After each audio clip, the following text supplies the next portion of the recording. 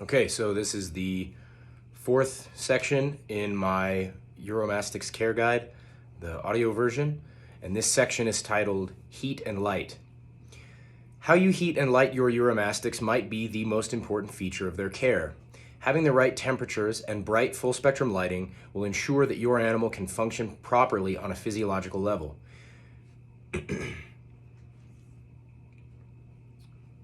When your Uromastyx has all of its physical needs met, it is more likely to be relaxed and low stress, which leads to a longer, healthier life and a better relationship with its owner. Uromastyx require a basking zone of between 120 to 130 degrees Fahrenheit. Some individuals will prefer things a bit warmer or a bit cooler, hence why I give a 10-degree range in temperature. Like other diurnal reptiles, some form of heat lamp or lamp combination is perfect for this purpose. Because of regional differences in local temperature, you will need to use a thermometer or temperature gun to measure the effect of different wattage bulbs or bulb combinations. You may need to use more than one heat lamp to achieve the proper temperature ranges. You're very likely to need more than one heat lamp. Halogen spot and floodlights tend to be the best bulbs to use for heat. Be responsive to your Uromastyx. If it is basking for prolonged periods of time, it would be wise to increase the basking temperature. If it avoids the basking zone, then a reduction in temperature might be in order. A common mistake when providing a basking site for your lizard is to place a high-powered spotlight over one end of the cage that projects a small point of light that reaches the desired temperature. This is grossly inadequate, can cause a thermal burn on your animal if used improperly, and will likely result in downstream health issues because the lizard is forced to endure it for too long. The goal is to provide your Uromastyx with a large area of heat that reaches the desired temperature so that the entire body of the lizard from tip of the nose to the end of the tail can bask completely in optimum temperature range. Ambient cage temperature should range from 85 to 88 degrees Fahrenheit, and the cool end of the enclosure can be 75 to 82. For newly imported Uromastyx and animals adjusting to a new home, I recommend keeping the cool end of the enclosure no lower than 82 degrees Fahrenheit. The combination of stress of moving or importation coupled with access to cooler temperatures can result in a prolonged adjustment period. For ultraviolet light, I use Arcadia T5 high output 14% desert UVB tubes for my Uromastyx. Other high output and high rated UV bulbs made by any other big name reptile brand will also be sufficient. The UV lighting should run nearly the full length of the enclosure to spread both visible light and UV throughout. Some people do this a little bit differently, so this is a little addendum that I'm going to add on here.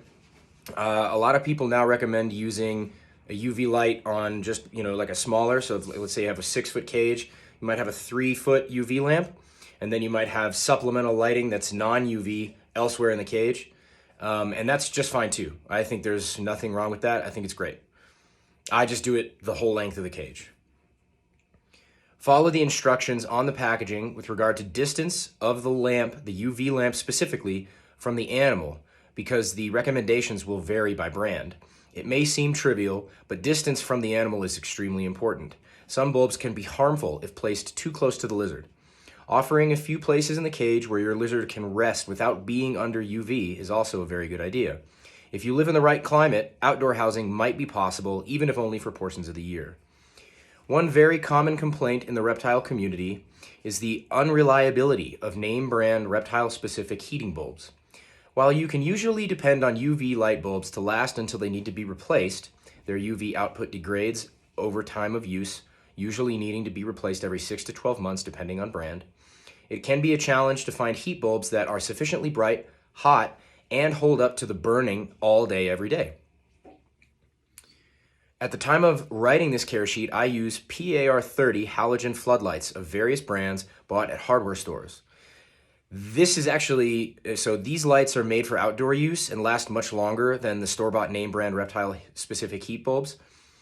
However, I no longer use these bulbs because a few reasons. Some is that I have a hard time finding them, and some is that, part of that is because a lot of hardware stores are phasing them out in favor of LEDs.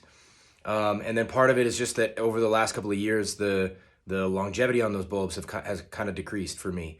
So I'm back to actually using name brand bulbs. So either Arcadia brand halogen heat bulbs, which are awesome. I love those. But I'm also just going back to using regular Exoterra and Zoomed spot lamps. And then also I use a lot of a rotated mercury vapor bulbs by Mega Ray. Because they, the light quality on them is kind of crummy. Like I don't like the greenish lighting, but they spread heat out very well, and they last for a long time. You can depend on those. And then, so the last part of the section here is nighttime heat is not necessary for Uromastyx unless your home dips below 62 to 65 degrees at night. If this is the case, under-tank heating pads or cables can help keep the cage warm overnight. Might be better to keep it up in the low 70s overnight, but it's totally fine if it drops into the 60s. It's not a big deal. So that's the end of the heat and light section. Fairly short and concise. The next section is on diet.